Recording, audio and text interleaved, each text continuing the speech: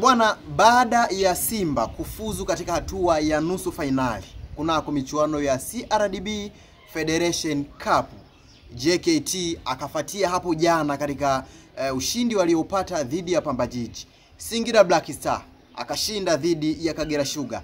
Leo hii tumeshuhudia mchezo wa kikatili kweli kweli, Young Africans akigawa dozi nzito katika uwanja wa KMC Complex dhidi ya Stand United. Young Africans amefuzu kwa kuwafuata Simba, JKT pamoja na Singida Black Star ambao tayari wameshafuzu katika hatua hiyo. Tafsiri yake ni nini? Tafsiri yake ni kwamba Yanga anaenda kucheza moja kwa moja na JKT katika hatua ya nusu finali, na mshindi atatinga katika hatua ya finali kunako michuano hii ya Federation Cup maarufu kama CRDB Federation Cup. Wakati huo mnyama Simba yeye atacheza dhidi ya Singida Black Star katika mchezo wa hatua ya nusu finali katika mashindano haya. Leo tujikite kuangalizia Young Africans ambayo imepata ushindi wa goli 8-1 dhidi ya Stand United. Bao la kwanza likiandikwa na Stefan Azizi Ki, lakini la pili likiandikwa na Nixon Kibabage, la tatu Cletus Chota Chama akifunga goli la 3 na la 4 pia, wakati Azizi Ki akifunga jumla ya magoli 4 katika mchezo huo. Kennedy Msonda amehusika katika goli moja baada ya kutoka benchi na kuhitimisha ushindi huu wa goli 8-1 katika mchezo wa leo, ambapo Young Africans wamejitengenezea ngome au wamejitengenezea umwamba fulani hivi katika kupachika magoli mengi. Nikumbusha Young Africans hii itakuwa si chini ya mechi ya 6 ambayo ameweza kufunga kuanzia mabao 5 kwa 1 au kwa 0, ikiwa ni timu ambayo inatajwa kuwa na safu bora lakini pia na safu imara kabisa katika eneo la kiungo. Leo hii tukishuhudia katika eneo la ushambuliaji kukiwepo na combination mpya. Chama ameweza kuanza katika kikosi hicho.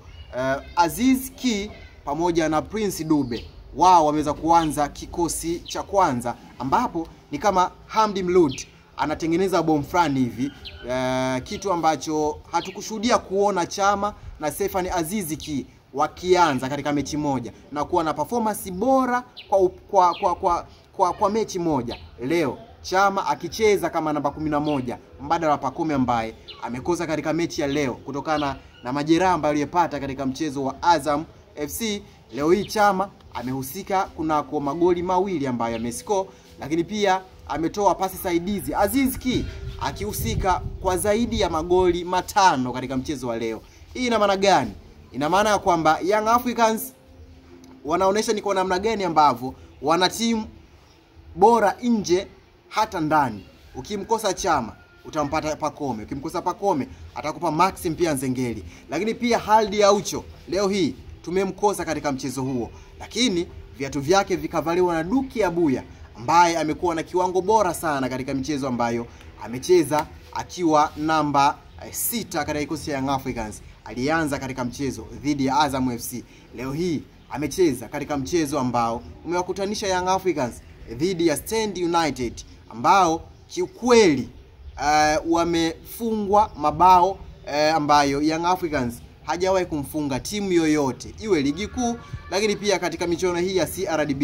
Yawezekana hiki ni kipigo au ni mwanzo wa vipigo ambavyo vitaenda kutokea katika michuano ambayo Young Africans inashiriki. Yanga katika michuano ya CRDB tayari nimesema amefuzu katika hatua ya nusu finali, na katika michuano ya NBC Premier League yupo nafasi ya kwanza akiwa ni kinara wa ligi. Hii ina maana gani? Young Africans ni kama hataki kuachia chochote kile au kombe lolote katika michuano hii, ikiwa yeye katika michuano ya kimataifa ameshaondoshwa.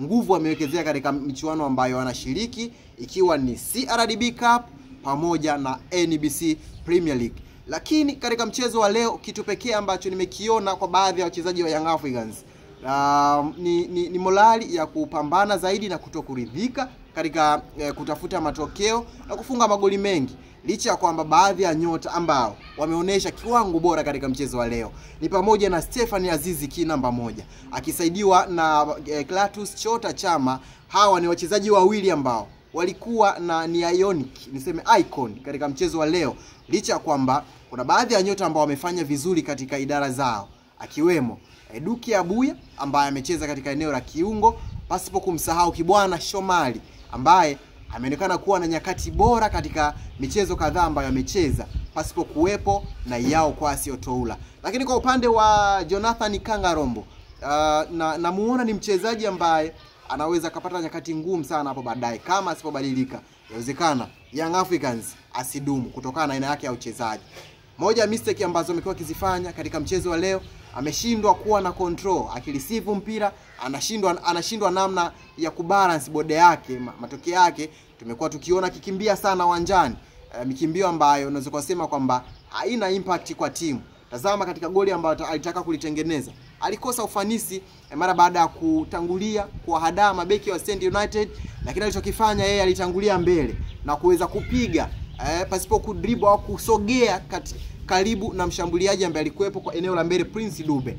So naweza nikasema ni moja wa wachezaji ambao leo hii walikuwa na siku mbaya kazini. Jonathan Ikangarombo, Nixon Clement Kibabage, quality performance kwa mara ya kwanza nafikiri mara baada ya kuzungumzwa kuwa na kiwango ambacho hakiaminiki, ameweza kuondoa, wanasema hivyo, kuondoa nuksi kwa kufunga goli la pili ambalo wakati anashangilia alikuwa akifanya ishara ya hivi kwamba amefuta nuksi. Lakini kwa bahati mbaya kwa DG Diarra, ushindi mkubwa lakini amekosa clean sheet, kitu ambacho nafikiri kimesababishwa na aina ya backline ambayo imeanza leo katika mchezo. Bakari Nondo Mwamnyeto amekuwa na performance bora, lakini bado makosa ambayo yanamfanya kuonekana hafanyi vizuri zaidi na wengine kumchukulia beki wa kawaida.